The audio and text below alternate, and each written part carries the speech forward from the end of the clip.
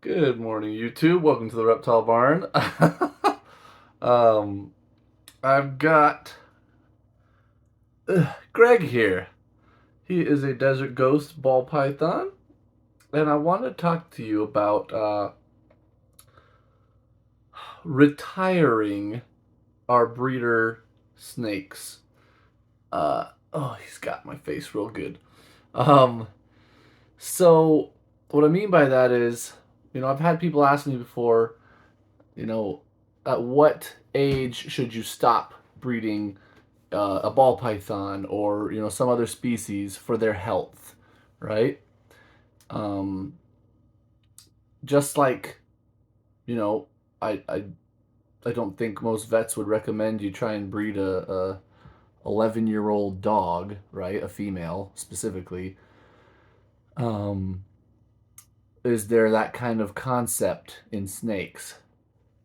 So Greg here, he is a retired breeder, not because he couldn't do it anymore, but we got a more genetically advanced male desert ghost, right?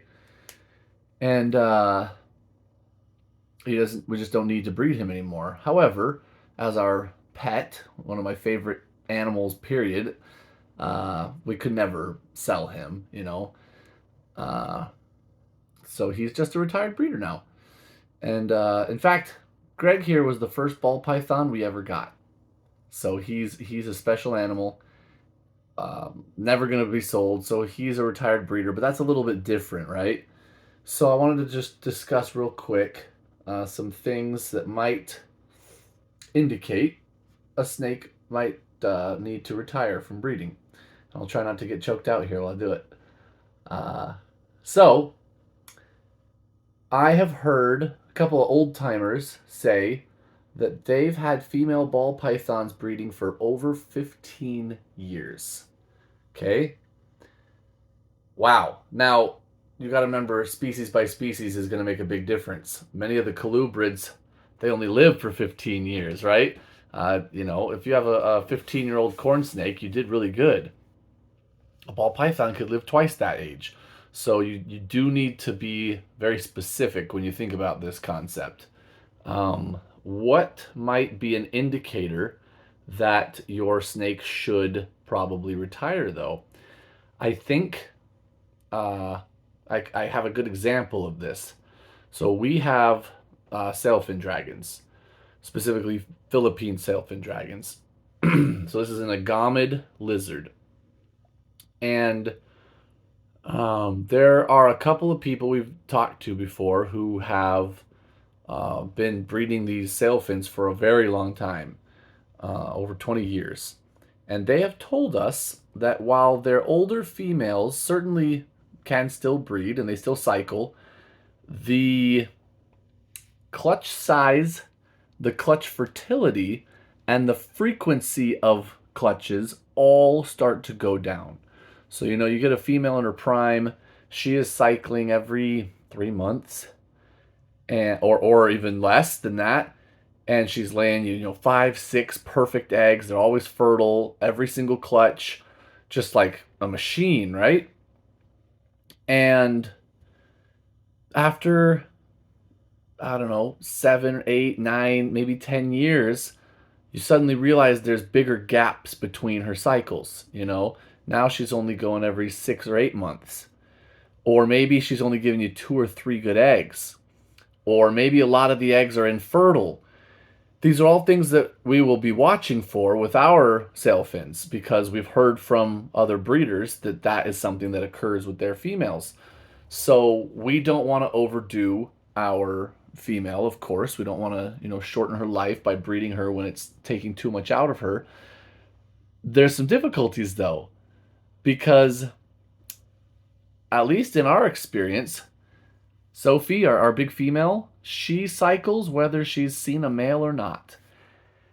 And if we don't put in a male, she just lays a bunch of dud eggs, which I'm guessing isn't quite the same, you know, uh, I guess input from her. It's probably not quite as much of a draw on her resources, but she's still calcifying a shell for each egg. She's still going through vitellogenesis and um, producing all that yolk. So there's no embryo, but there's still a huge amount of work that her body has to do to produce even those duds.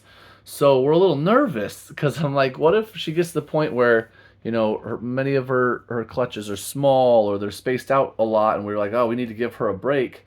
Well, she doesn't take a break. She just keeps on cycling. So we'll deal with that when we come to it, right? Because she's still doing pretty good. But those are all things that I would watch for, you know, and even just body condition. If you have an animal that you've had for a very long time, you're probably very familiar with what they look like, their appetite, and their behavior. And if you just start to be like, man, this animal just isn't doing as well. It's a little skinny, doesn't seem to be putting on her weight very well after laying eggs. She's acting, just different. Maybe basking more, maybe sleeping more, maybe hiding more. Maybe her appetite goes down. There's just some changes as they age. Those might be things that you watch for, and you're like, oh, I'm gonna stop breeding this animal because I don't wanna just breed her to death, right? Again, I talk about this so much. I'm all in favor of being a for-profit breeder. I am not at all in favor of putting your profits before the safety and health of your animals. So I just I feel like ethically, if I am pretty certain a female's giving me the signs that she just needs to stop because it's taken too much out of her and she's struggling to recover, I would stop breeding her. And I would try real hard to figure out how to get her to just stop cycling entirely if I could. Now, again, I can't completely do that, right? But I would try and make sure she's never in contact with the male. I would stop if she is an animal that has been used to temperature cycling or food cycling, or a bunch of increased spraying and humidity, and those were kind of triggers causing her to cycle. I would stop all of those things, right? Trying to kind of convince her body to wind down and just live a happy old age without worrying about reproducing anymore. That's what I would do. I'm curious to hear from any of you experienced long-term keepers of reptiles. What other signs are there that a female really is starting to struggle? Or are there any males of a given species that you feel like, man, even the males need to just retire at a certain age because they seem to be struggling? So let me know, please. What are the signs? What do you do about it? Do you feel like I do, where ethically I think that there might reach a point where it's best to just stop breeding them entirely? What do you do with those animals? Do you sell them as pet only? Do you just keep them like I do and they're just retired pets? I don't know. I'm curious to hear what you all have to say. And I hope that this didn't offend anybody. I'm not trying to say like, oh, you bred your female too much, you monster. We all are trying to do our best, pretty much all of us. And this might just be something that you hadn't thought of before. So I'm just bringing it up because that's what I do when I've got something on my mind that's reptile related, and it's been in my mind for a while. I try and bring it up on a vlog when I have time.